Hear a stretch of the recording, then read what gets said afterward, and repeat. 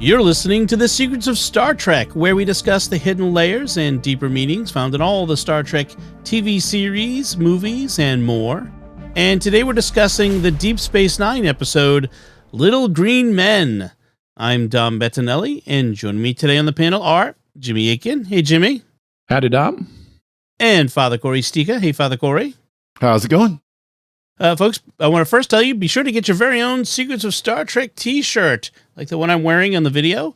You can get that by visiting sqpn.com/merch. I'll be wearing this in June when I visit the Star Trek bridge set tour in Ticonderoga, New York. I have plans to go visit that, so it's going to be fun. I'm really looking forward to that.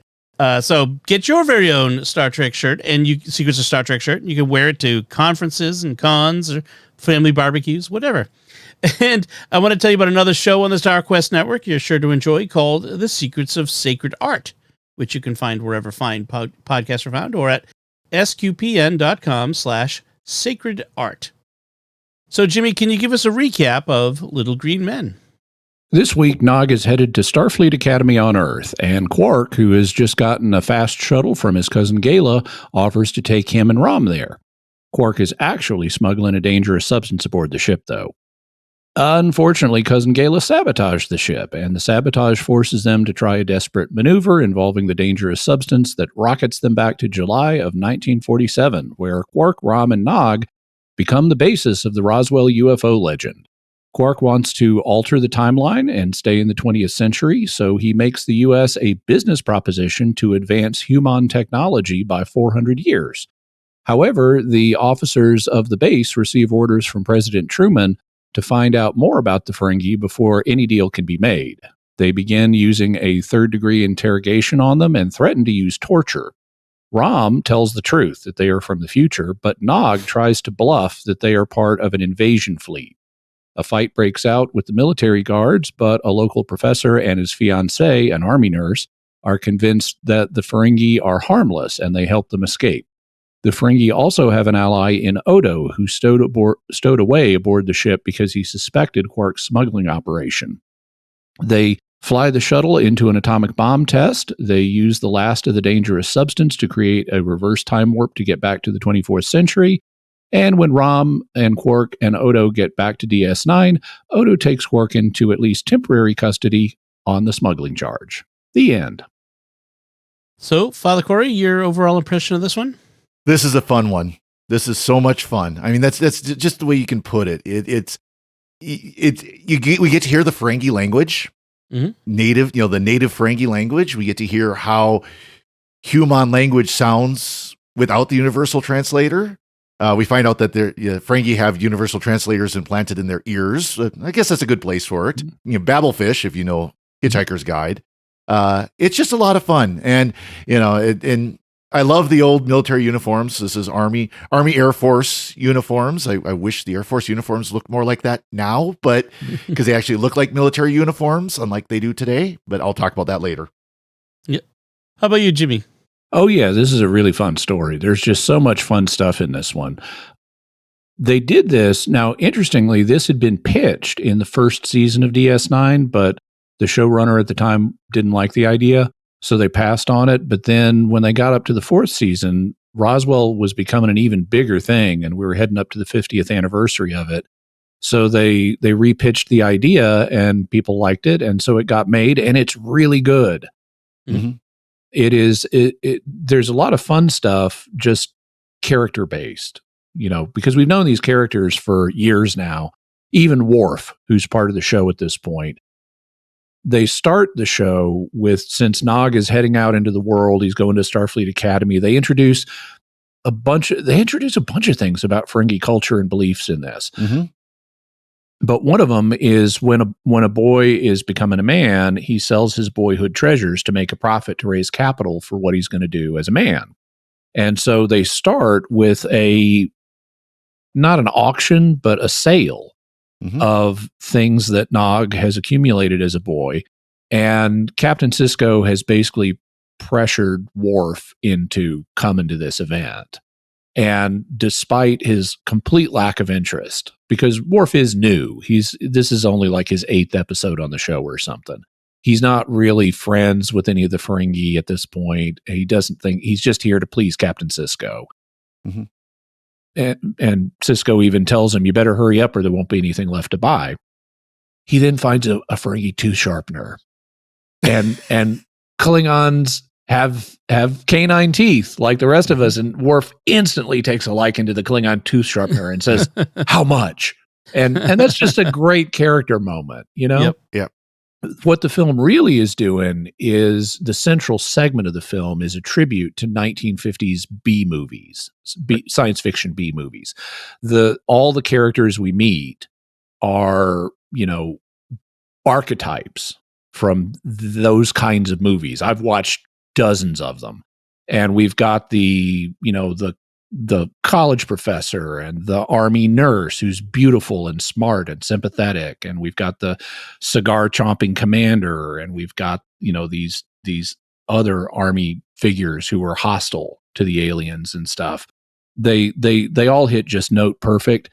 Megan Gallagher, who plays Nurse Garland, and her they're also, the characters are named after actors who performed in 50s B movies. So Nurse Garland is named after Beverly Garland, who was an actor in a bunch of these 50s B movies, like It Conquered the World, where Beverly Garland has to single-handedly save the Earth by taking on a giant carrot, and so, but Megan Gallagher, who has an extensive, catalog as an actress, says she gets more fan mail about this one part than many other things that she did, including being a regular on series. And she gets more about this one episode. And she is so great in this. She is. She is. I love her.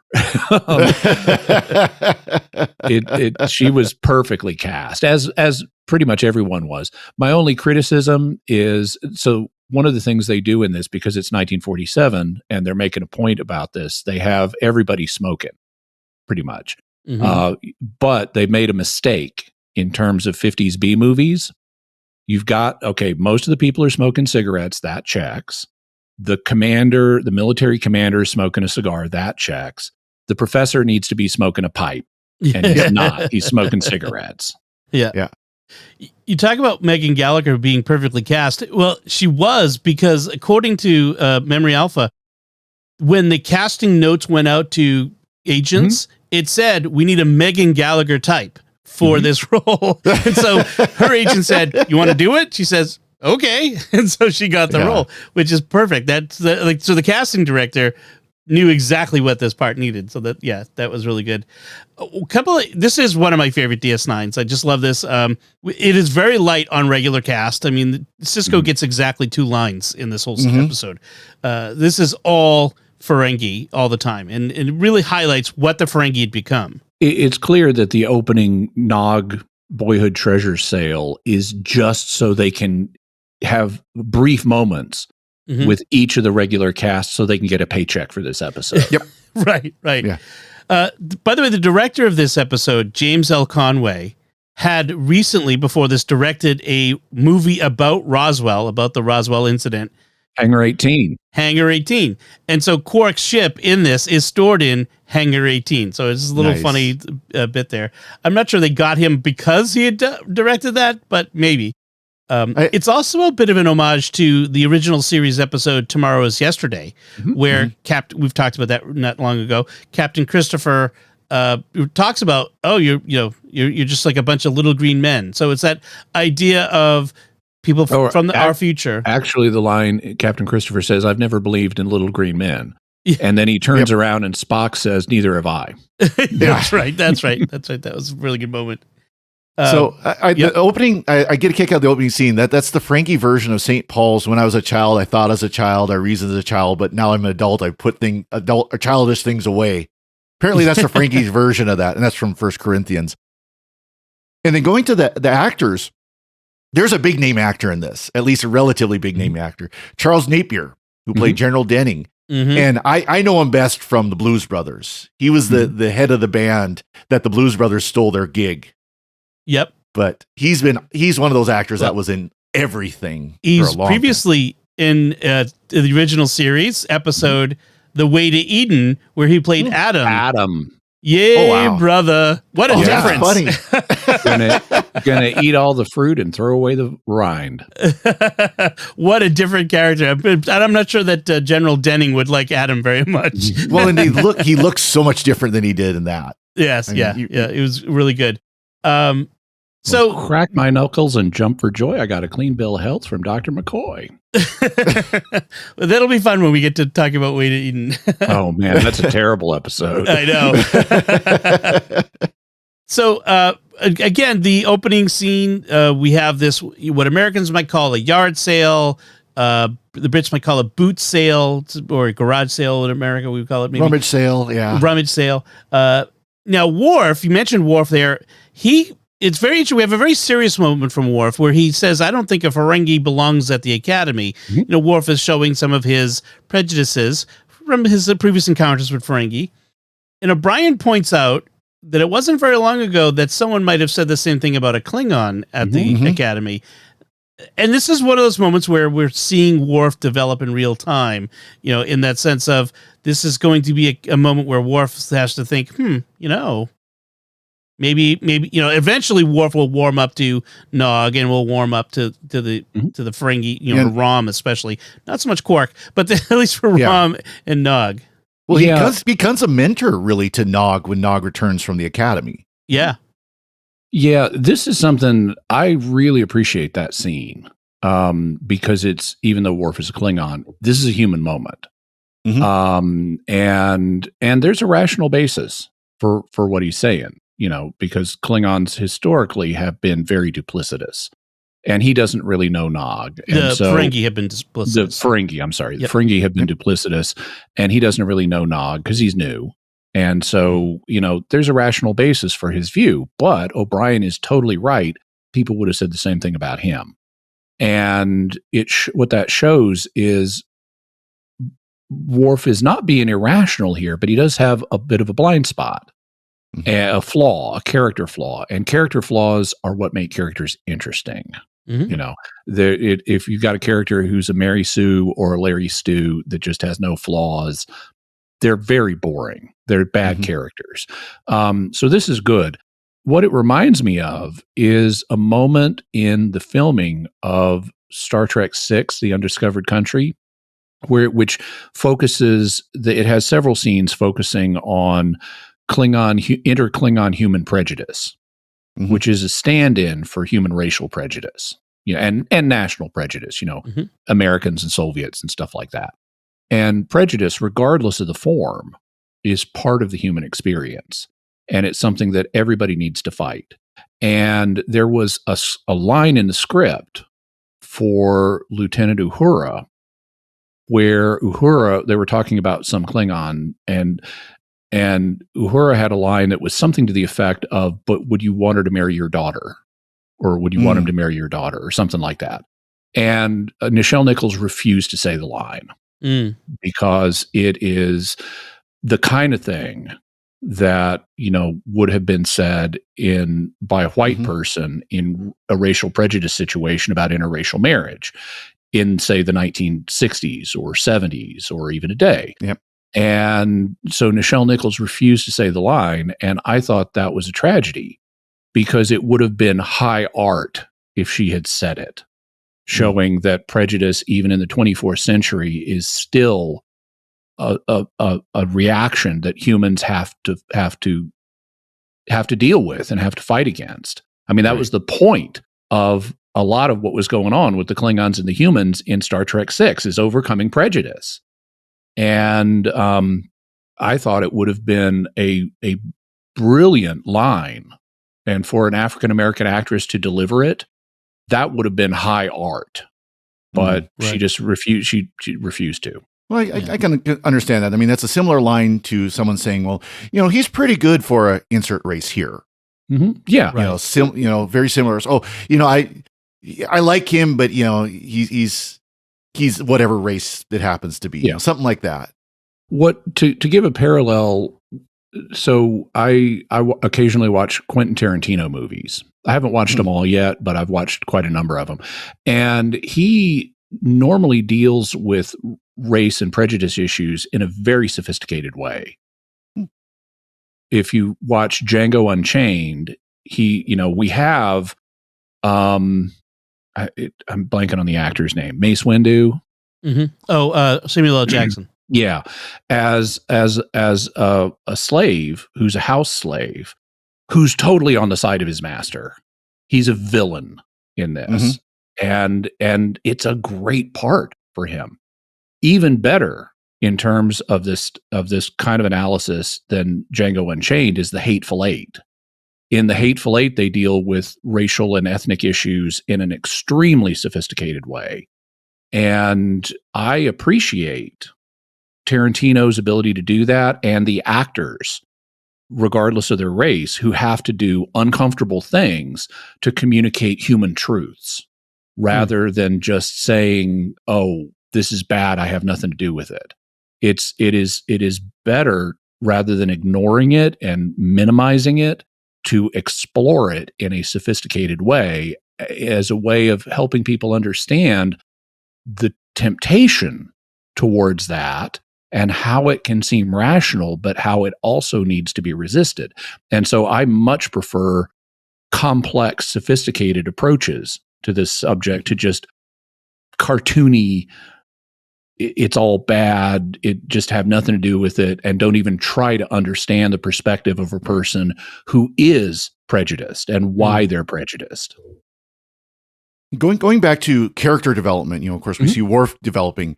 It's striking where, we recently, a few weeks ago, we talked about a first season DS9 episode where Nog was in it and how childish he is. I mean, really childish. Yeah. And then you see the scene between him and Jake, were up at their corner of the promenade there, their little spot they sit and they watch things go on in the promenade.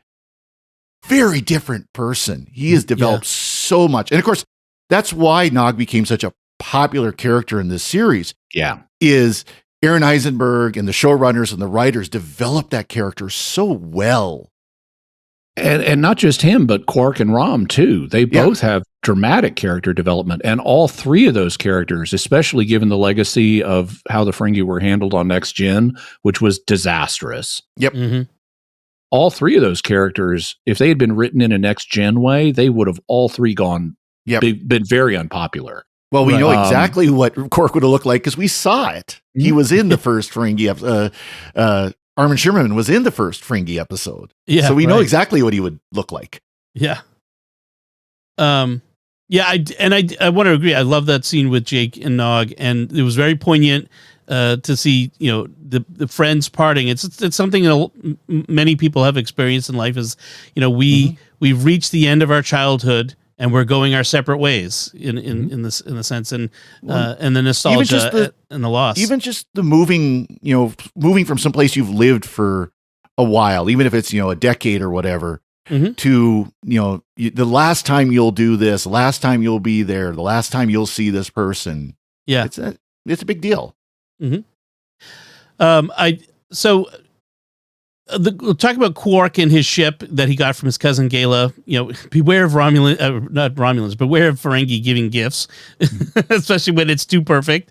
Quark fell for that one real quickly. And it's supposedly it's a payback where Quark contributed to his cousin's loan. Yeah, gave him a loan or whatever that his cousin's never paid back, and he pays him back by trying to kill him. Yeah, and he had given him a loan to help Cousin Gala get his weapons reselling business started. Right. And here we haven't yet met Cousin Gala, but we will in the future because he's going to try to rope Quark into his munition sales business. Right. So, despite Quark first saying that he doesn't want Nog to go to the Academy, he won't even participate in the sale. He offers to take him to Earth in his new ship. And there is a line that Quark says, all I ask is a tall ship and a load of contraband to fill her with, which is a gloss on the John Masefield poem, Down to Sea in Ships, I think, or something like that. Which Kirk quotes at length in the original Twice. series season 2 episode, The Ultimate Computer. Mm-hmm. He actually quotes it twice in 2 different episodes. Yeah, there's another one as well. I remember. Yeah. So just a little funny moment there. Now, anybody who's bought a new car, a relatively new car, you know that, we got to have a road trip to go test it out. We got to go check it out. Yes. How long is the trip? We get that. How long is the trip from DS9 to Earth? Because they never established that in the series. It's a number of days. Right. But they never clearly establish it because plot convenience. Right. I think they usually somewhere between like 3 days and a week or something like that. It's something like where it's long enough where you can't just pop to Earth, go get some milk and come back type of deal. Right. So O'Brien and Bashir gift Nog a guidebook to Earth, which at first he's he's a little dubious on, especially since it doesn't tell him how to pick up girls. But he does at one point on the trip goes, "Hey, look at the history thing.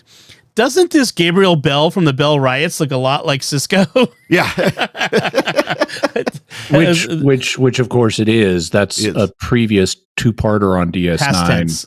Yeah, where they went back to the early 2000s and 2025. Yeah, and next year. And Captain Cisco ends up replacing the human Gabriel Bell in order to keep the timeline on track. Right. And that's a nice moment, although that 2-parter has never been my favorite. Yeah, yeah. But it is a funny bit of I think fans were pointing at it even at the time. It's fan service. Wouldn't he show up in the news? Yeah. Mm-hmm. Then they also have this discussion, like Nog talking about humans and how backward and primitive Ferengi think they are. And he says, humans didn't even have currency until 5,000 years ago, let alone banking, speculative investments, or a unified global economy. That means they went from being savages with a simple barter system to leaders of a vast interstellar federation in only 5,000 years. It took us twice as long to establish the Ferengi Alliance.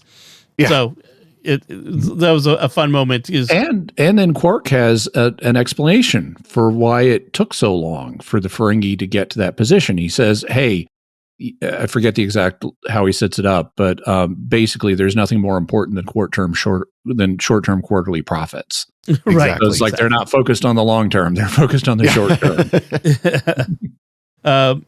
Rom gets a nice line on that trip as well, where he's figured out that Quark is smuggling the contraband, and Quark sort of resignedly says, "When did you get so smart?" And Rom gets to say, "I've always been smart, brother. I just lack self-confidence." And that's a nice bit of. Well, that's such a great scene though, because he's like, "Well, this would be illegal if it was reported, but I won't for 20%." And he grins. And then Nog is great too. It's as a Starfleet cadet, I can't take bribes. But I haven't been sworn in yet. I'll take 10%. Yeah. So and it takes surprisingly long for us to get back in time, because we finally get to the point where Gala's sabotage knocks them, and Rom's solution to the sabotage end up knocking them back in time, and they wake up in the 1947 military base. Quark's reaction when Nog does a typical technobabble dump, he goes, "That sounds great. I didn't understand a bit of it. Just do it." Yeah, that's right. I like when they get back in time. The way they communicate that to us, other than we can see this isn't a 24th century environment, is they focus in on a calendar of July 1947. And I noticed this may or may not be intentional, but I appreciated the fact they didn't have a date circled on the calendar, because there's actually a debate in the UFO community on exactly what day did the Roswell object crash. We know it had crashed within a few days before a certain date, but we don't know exactly which date it happened on. There's a dispute about that. Interesting. Also, they, in addition to finding the crashed ship, it's reported that there were several bodies, and that would be Quark, Rom, and Nog. I do like the fact that the universal translator isn't working, which makes for a good gag. It's a good way to suspend that moment where they're talking to one another, and you have this aliens in an alien world moment between the two of them. Yeah, it also I think it's good because I think in order to understand the universal translator, the audience is having to give them a pass on some aspect of what this would really be like. Because if I'm talking in English, I'm talking in English. You may speak Vulcan and maybe hearing me in your earbud with Vulcan, but I'm talking in English. But they can't show that on the show. So they just have everyone speak English all the time. And so if you have and we can just ignore that because all the characters know about the universal translator and they're all using it. So they're familiar with how it works. But it wouldn't work the same way with people who've never used a universal translator before and don't know what it is. Right. It also makes sense, as you said, Father Cory, it's like the Babel fish. You stick it in your ear because that's where you hear. But the fact these are Ferengi with the ginormous ears, that just adds to it. Yeah. That look where they're digging around in the ear is just great. Yeah. Because they're like at one point, Rom is using Nurse Garland's hairpin to try to hit the reset button on Nog's universal translator. So he's digging around in his ear. We also have this great bit where the Ferengi are like they realize their translators are offline and they're like banging their ears to try to reset them. And the humans see them doing this and they think maybe it's some kind of greeting. So all the humans start banging their ears too. Yeah. And Quark has this revelation of they're just mimicking us. and it's a great moment. The explanation that Rom gives for why their translators are offline is to set us up for things that will happen later in the episode. He says it could be, he names a few things it could be, but one of them is beta radiation. And Quark says, but that's ridiculous. Beta radiation never happens in a planetary atmosphere. It's only part of nuclear fission. It's like, well, okay, that's not scientifically accurate. What beta radiation is the emission of an electron or a positron from a nuclear from the nucleus of an atom as part of beta decay, and it occurs naturally. It is, so it happens. You know, you got a hunk of uranium. It's going to be emitting some electrons or positrons. It's going to have beta decay going on. So it does. So Quark's, but he's not a scientist, I guess. So but what this is doing is it's setting us up for the fact humans in the mid 20th century were doing nuclear tests, even though they weren't actually doing nuclear tests in the continental mainland in 1947. But they're going to fly into a nuclear test to get them back to the 24th century later. So they're setting that up. It also allows them to have some nice humor about what humans are radiated their own planet. Yeah. And ultimately, you know, Quark decides he likes these humans. They're greedy and manipulative and vicious, and he understands them. He knows how they're like him. He knows how to work with people like this. Right. Well, that's the other. Go ahead. I was going to say the language one would be kind of interesting because it's basically, I don't think it's ever been formally established in canon, but Federation standard is English. Yeah. Presumably. Maybe you know, I don't think it's ever been established though. It would have been interesting to have Rom learning Federation standard, and so he would hear Nog, excuse me. Yeah. Nog. So he would hear them speaking and would hear other, you know, every other word or something like that, would understand a few words. So you'd hear kind of the garbled English within a few words kind of poking out every once in a while. I think that would be kind of an interesting way to do that. But it was in a good way they handled that, where when you saw it from the human's perspective, you heard Ferengi. When you saw it from the Ferengi's perspective, it was a garbled English. It was, you know, they electronically. The actors were speaking, and then they just garbled that. Right. So it like they were playing it backwards or something. Yeah. Yeah. Well, it sounded like it was distorted or you know, chopped up. Like they took it and chopped it up into pieces. Yeah. It was slightly scrambled. You could even at times understand what they were saying in English barely. You know, you could figure it out, especially if you had subtitles turned on. You could, I see. Yeah, they're saying that, but this has just been rearranged slightly. Yep. What I liked as a language nerd was hearing Ferengi because, that is an isolating language. That's not a synthetic language. Cool. Well, maybe we'll get someday get a full Ferengi language like we have with Klingon in the real world. So everyone smokes like a chimney because it's the 40s, right? Quark notices and is at first is disgusted at the idea that people are poisoning themselves with tobacco, but then realizes they buy the tobacco, their own poison for themselves, and so he quickly becomes a R.J.R. Reynolds tobacco executive. Yeah, not just buys it, but buys it on the open market. It's not like it's smuggled or anything like that. Yeah, right. And that's one of the things that makes him want to become, he thinks people are his type of people. Yeah. Incidentally, before they establish communication with the humans, in fact, before the humans even come into the room because they're like in a little medical room where they wake up, and humans are on the other side of a one-way glass, mirror window watching them. Mm-hmm. And so initially, Quark and Rom and Nog are just waking up in this room. They don't know where they are. They start speculating. And we get some information about the Ferengi afterlife for the first time that we will later see on the show. Rom speculates, we might be in the Divine Treasury. And Quark says, well, if this is the Divine Treasury, where is the Blessed Exchequer? Where are the Celestial Auctioneers? Why aren't we bidding on our new lives? And one of them says, well, you don't suppose we're in the other place? The Vault of Eternal Destitution? Oh, no.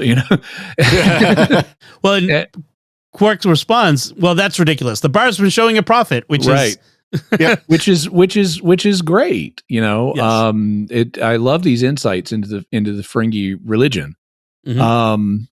Another nice thing is, at one point so Quark lies to the humans and says, I'm here with a business proposition.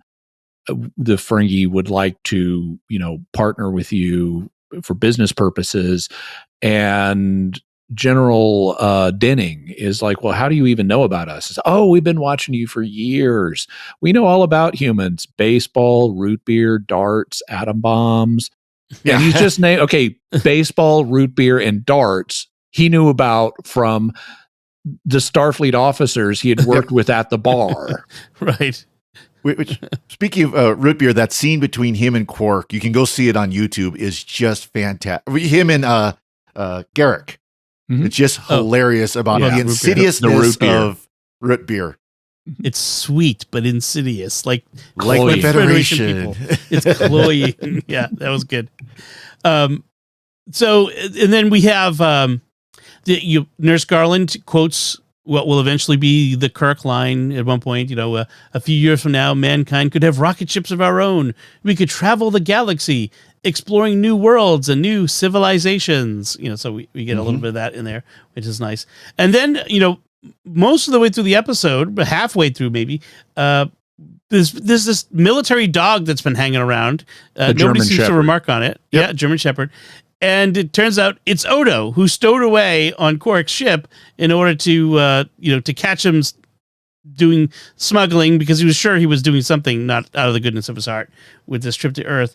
And so now he's stuck there with them, but he's found the ship, so he becomes the means by which they can later escape and get to the ship and get away. In fact, he repairs the ship, I think we're told at one point.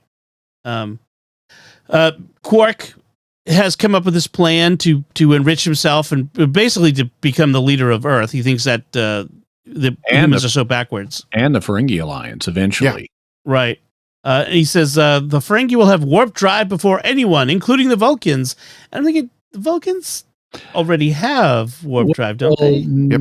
It's not 100%, but it's clear that they have, because none of this was established yet.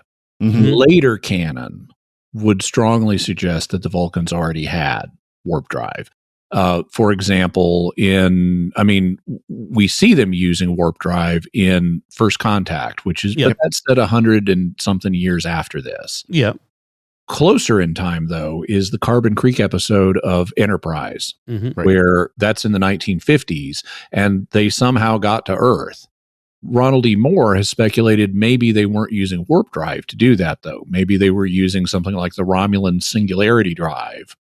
And then that was replaced by warp drive. Once warp drive became available, it was like better. So they were superluminal, just didn't have warp. Yeah. Right. Okay. But that's the real answer is this just, it hadn't been established at this point. He also mentions having it before the Klingons, but the Klingons we know they had interstellar travel centuries ago because of and the Vulcans did too, because of the P'Jem Monastery. And the Boreth Monastery for the Klingons, they had, that's not in their home system either. Right. So they had, regardless of whether it was subluminal or superluminal, they had interstellar travel. But the real answer is they just hadn't established all this yet. And you can always rationalize it as Quark is a businessman. He's not a historian of technology. Right. He just knows at this point the Ferengi didn't have warp drive. Yeah. So, despite his, Quark's attempts to ingratiate himself by offering weapons to the military, they don't trust him. Yeah, they don't trust him. I love, by the way, he initially, because Nog isn't overly familiar with Earth's history. I mean, he's been learning about it, like including from the guidebook, but he realizes we're in one of their pre-global nation states, something like Australia. And so Quark thinks he's dealing with Australians, and he learns he in talking to General Denning, he's like, well, if you're not interested in doing business with me, I'm sure one of your nation state competitors would be interested. And Denning is like, the Russians? It's like, yeah, the Russians, but I'd much rather do business with you Australians. And Denning says, Americans, whatever. Yeah. Well, Denning takes the proposal to President Truman at the time and comes back and says, I don't often agree with that little piano playing Democrat, which is an interesting slur on a political party in Star Trek. But I agree with him at this point. With don't trust these Martians. But they don't outright reject the offer. Truman wants to know more about them before we can make any deal, and that's only reasonable. But then what that gets translated into is now we're going to do the third degree on the Ferengi, including using sodium pentothal on. And I love how when the Ferengi face physical pain, they invariably have this enormous high-pitched scream. Yes. So they're injecting Quark. Nurse Garland is ordered to inject Quark with sodium pentothal, which is not really a truth drug. It doesn't really do that. But she's injecting him, and just from the needle, he's just screaming his head off. And then we have kind of a cut, and he's still screaming, and she's like, I've just given him 5 injections of sodium pentothal. This obviously isn't working. Because he's totally unaffected by it. Right. Except for the screaming because of the needle. And he's like, well, then will you please stop sticking me with these needles? Right. And it's Nog who comes up with the brilliant solution, which is to tell them exactly what they think is going on, even though it isn't. Like, yes, that's right. We are planning to invade. We are advanced scouts. And, our invasion force is landing here, and he like waves in general at the map of the United States, and the military officer goes, Cleveland? And he uses that as a pretext for elbowing the military guy, the interrogator, in the gut, which is actually things kind of go badly at that point. But I wanted to mention before that, so Quark has been telling them this business proposition story, which they're not buying. Because they're paranoid, and so the interrogator gets out a scalpel and says something like, I've always wondered what color Martians bleed. Should we start with him, the loud one, meaning Quark? Should we start with the quiet one? Or should we start with the little one, meaning Nog? Or should we start with the quiet one, meaning Rom? And at this point, Rom is overcome by emotion, and he's whining about he wants to go home. He wants his Moogie, and they don't even explain who Moogie is in this. Right. He's just calling for his Moogie, and he actually has the idea to tell them the truth. He says, look, Right. we're from the future. We're here by an accident, this kind of stuff. And they're not receptive to that. So Nog decides to tell them what they want to hear, which is we're part of an invasion force. And then use that to get, and Nog sells it really well. He makes up these details about Klingon shock troops are going to be landing in the landing zone and stuff like this. And then he gets to the point where he can elbow the interrogator. He gets him to untie him so he can point out on a map where the landing zone is. And then he elbows the guy and it starts a fight, and it's not going to go well because there are like a couple of other guards in here.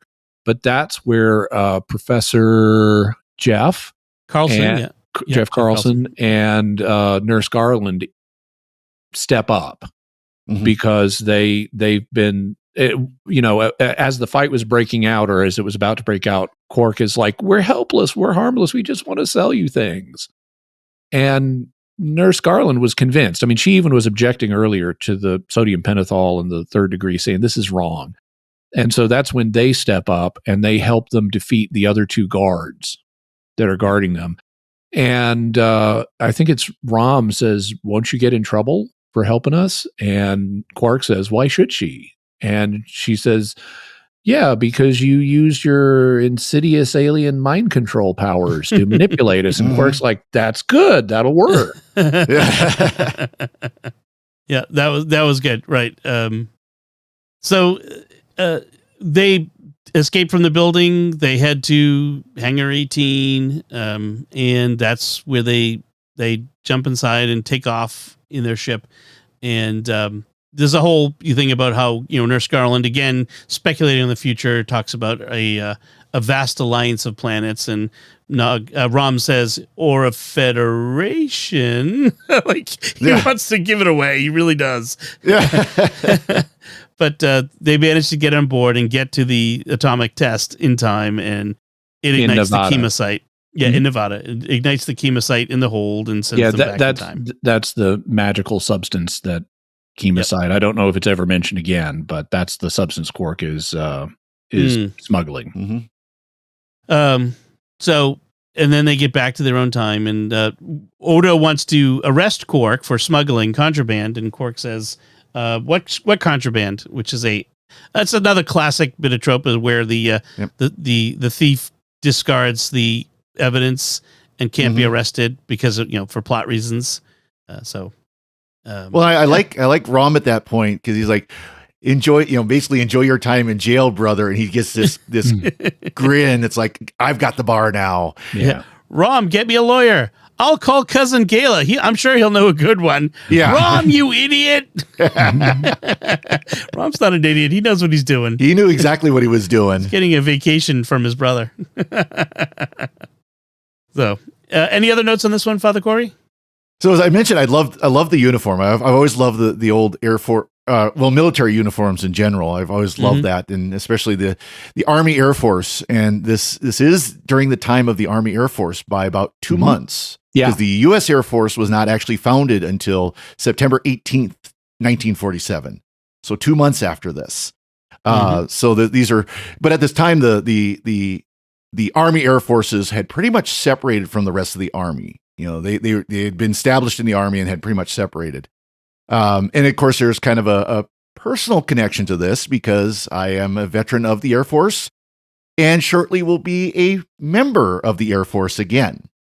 I am in the process, and actually very long ways along the process. I'm waiting to find out when I'm actually going to go in going in as a chaplain in the Air Force.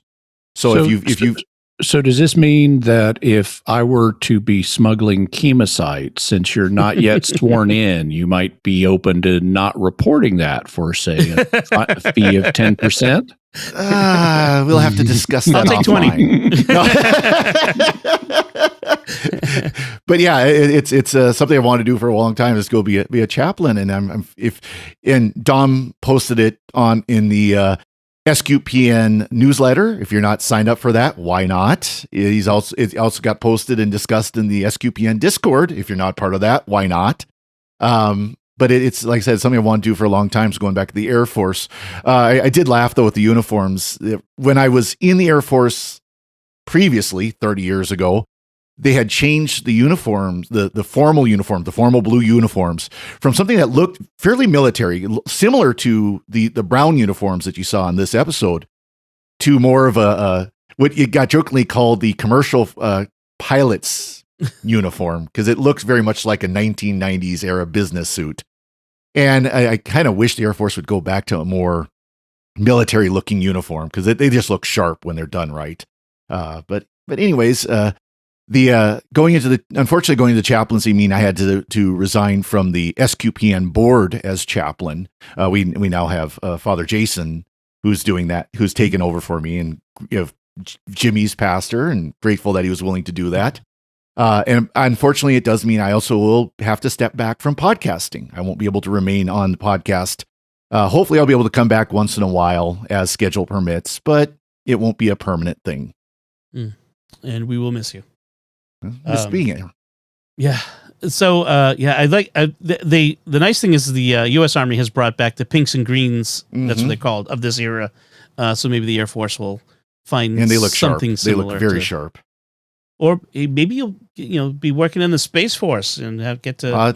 I'll still be Air Force. So the chaplains, like lawyers and doctors, the Space Force doesn't have them. They get them from the Air Force. Right. So I could serve with the Space Force, but I'll still be Air Force. We'll still wear Air Force uniforms. Right. Like the Marines and their Navy chaplains. Yep. Jimmy, any last notes on this one? Some people might wonder, are the names of any of these characters ones from real history, from the Roswell incident? And the answer is no. They do refer to some real characters, like the one who initially, they referred to that idiot at the base who announced we had a flying saucer or flying disc or whatever. And we know who that was.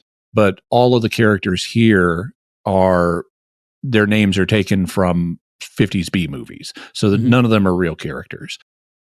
Also, at the end, once they take off and they fly to Nevada to go into the nuclear test, and Nevada was where a lot of nuclear tests were done, just not in 1947.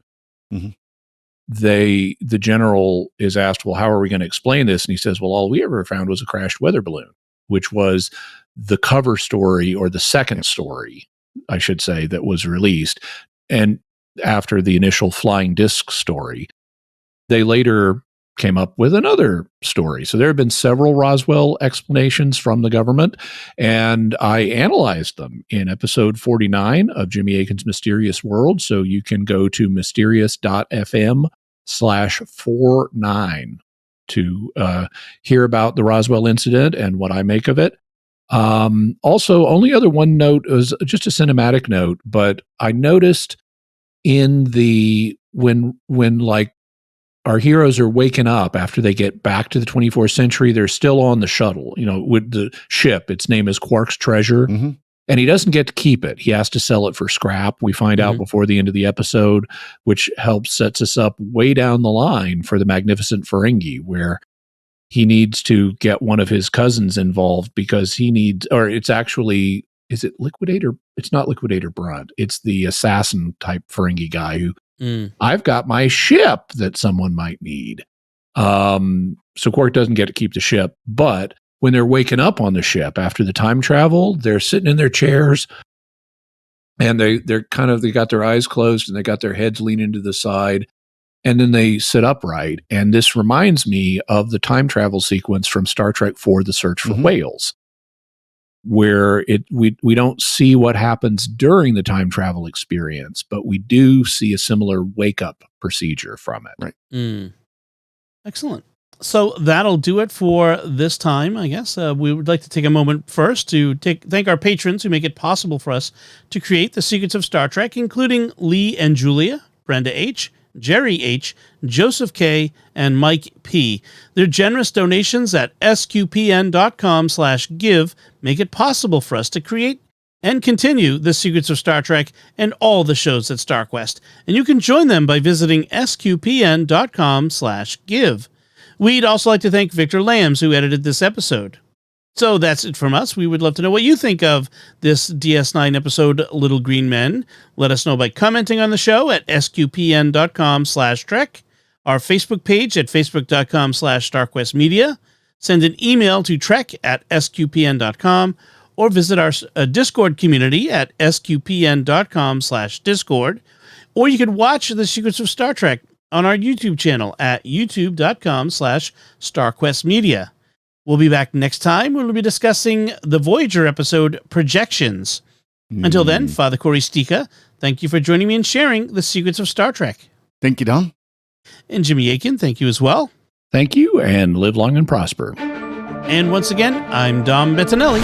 Thank you for listening to the Secrets of Star Trek on StarQuest. And remember, under that placid Federation veneer, humans are still a bunch of violent savages.